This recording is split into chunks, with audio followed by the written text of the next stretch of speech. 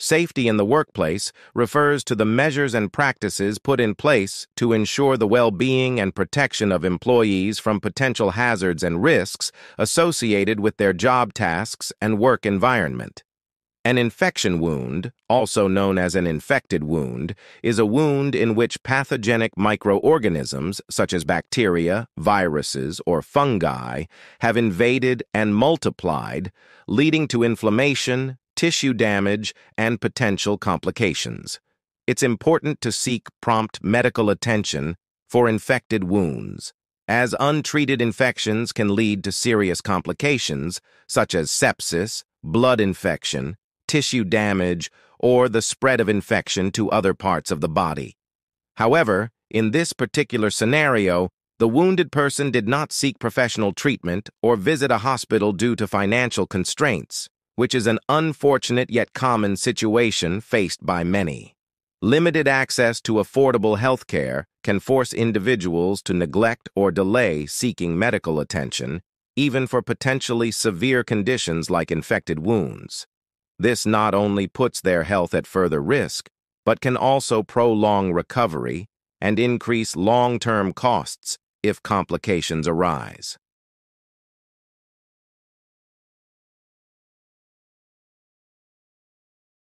Good afternoon. Good afternoon, everyone. I'm here today with Miss Rachel Arlante, a nurse. So today we're gonna conduct an interview with her. So what should you do if you have a open wound? Open wound.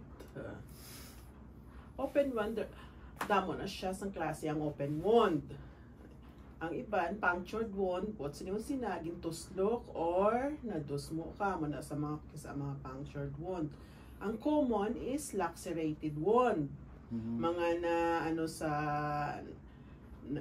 gin taga or nasamad sa mechanical nga gamit, pareha sabi sa mga sinso, sa mga grinder, amo na siya ang lacerated wound nga mga na-encounter namon sa hospital.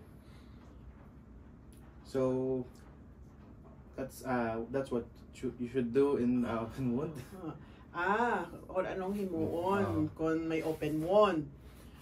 Ang first kanya dapat pag may open wound ka, especially kung lacerated wound, what's yung sa lacerated ng mga nahiwa siya, dapat hugasan mo siya. Running water, mangita ka din sa running water sa gripo, pwede na sa nawasa, nang ano mo siya for 5 to 10 minutes nga mahulugid tanan nga mga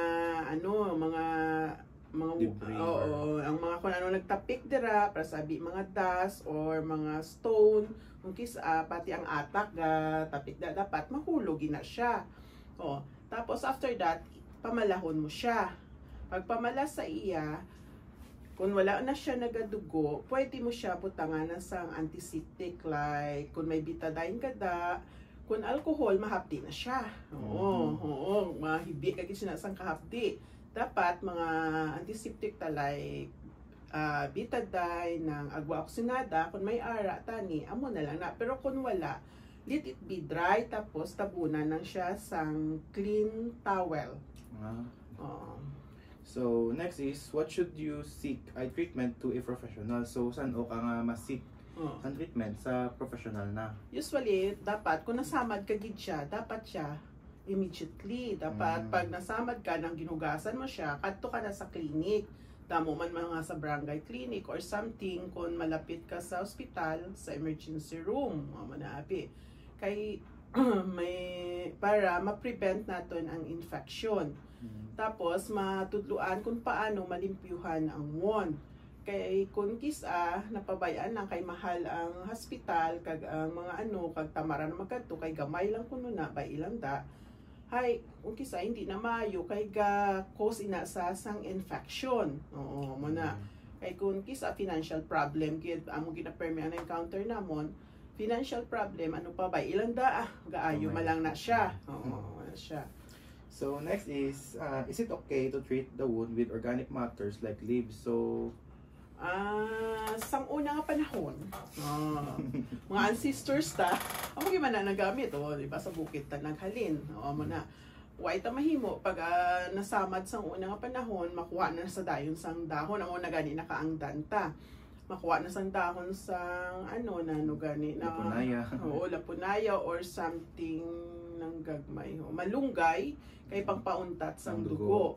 Amo na sang una ang first aid. Pero sa una nga panahon niya, malimpyo pa na iya, hindi pa poisonous ang aton palibot, ang environment ta, ang hangin maayo pa, kag hindi pa kwan ang ulan. Hayanda ya daw acidic ng ulan.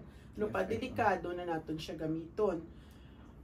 Ang advice nga tani, hugasan lang siya, hindi na pagbutangan sa kay ayan da ang panahon may mga ulod na siyang gatapik daw, o may mga acid, amo na siya ang nagakos ang infection, not the leaves alone. Hindi na iya ang organic ta nga leaves, kundi ang mga naghalapon dira nga mga mahigko nga ibutang ta direct sa open wound. Kay ang open wound naga-direct na sa aton circulation pasulod sa aton lawas, sa mo na siya ga-carry sa mga virus or bacteria pasulod sa wound pakadto sa circulation ta. So again, how could we avoid infection wounds? So paano na ma-avoid gid yan? Paano ta ma-avoid ang infection? Mas maayo kita ni kung kabalo kita maghugas. Oo, hugas gidya mo gida permit dira hand washing. Ay, sabon.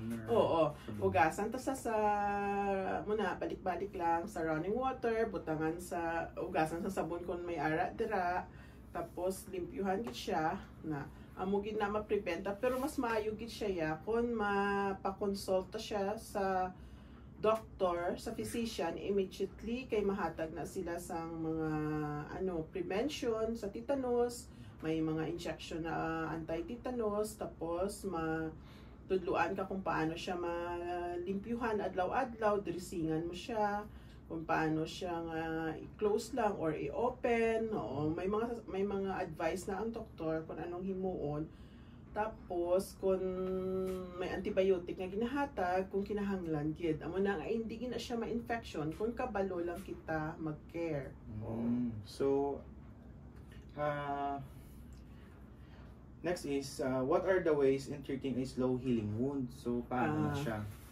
Ang mga slow healing wound, na siya, mga diabetic foot na siya. But yung sang slow healing, wala siya nag-ayo insigida because ang mataas ang sugar sa lawas ta. Oo, hindi siya insigida mag-ayo. Ang aton care sina ng dapat may family nga nakabalo or ikaw mismo sa lawas mo kabalo ka mag-alaga sang self mo muna. Nang dapat hugasan mo man na siya. Ang sa slow healing wound, ang ginahimo namon sina, may ara kami nga ginabuta nga daw dextrose solution na siya, pero pwede man na maobra sa balay, daw asin man lang na siya kag sterile water, mabasa na siya, ibutang sa non-healing wound ang gasa din sa first ina nga stage, tapos ang ikaduha mala na siya, tapos i-wrap siya dry na siya dayon. After 2 days repeat the procedure hasta gid nga na siya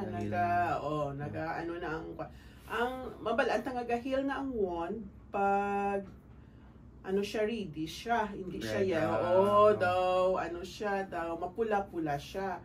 Pero kung daw yellow pa siya, kag daw something daw patay siya, namon siya, gina-debride. Anong debride? Oo, ang bot silang sa debride, ginakuha namon ng mga patay nga skin. Oo, ginakuha na para magwa ang pinkish. Kag ang mga yellow, muna siya infected wound na ito natawag. O gina-preventa na, kay maut-ut, gina siya. May posibilidad, kapag nag-ut-ut siya, makato sa bone, ut doon siya dayo ng bone. Ma-infect ang bone. Oo, ma-infect siya. May posibilidad gina kung pabayaan ta siya. Tapos, amo na nakikita ta nga mga utod ang tiil, kay hambal nga tungod sa samad lang nga gamay, na utod iya tiil. Pero kung kabalo kita mag-alaga, hindi man na siya pwede ta man na maobra sa atong balay lang kung may knowledge lang ta. Okay, thank you. So next is, what are the do's and don'ts in the dressing? So anong mga hilimuon nga pwede, kag hindi pwede, during na ginadresingan mo samad. Pag nadressingan mo na siya, dapat hindi gid siya na pagbason sa tubig anay, kundi na-pack mo na siya. O nabutangan mo na siya sang betadine or kung ano pa antiseptic imputos mo na siya. Hindi siya anay pagpaliguan. Oo, magpaligo ka, hindi siya pagbason kay basi magsulod dira ang mga germs sa samad. Ay maut-ut naman siya mag-utot. I-prevent na anay for only 1 week. Okay, 1 week. Oo, pwede ka kapaligo sa style nga gusto mo. Basta hindi lang siya pagbason ang buwan gana. Pwede mo ihang imo kamot kung kamot ang diferensya, tiil mo ihang mo kung may one. So pwede mo na putson. Oo, putson mo sa every 2 days mo sa i-open. Oo, para daw hindi man kung adlaw-adlaw sa i-open daw ano man siya gapilit siya gapilit. Pero kung every 2 days tumayo ay siya dutay.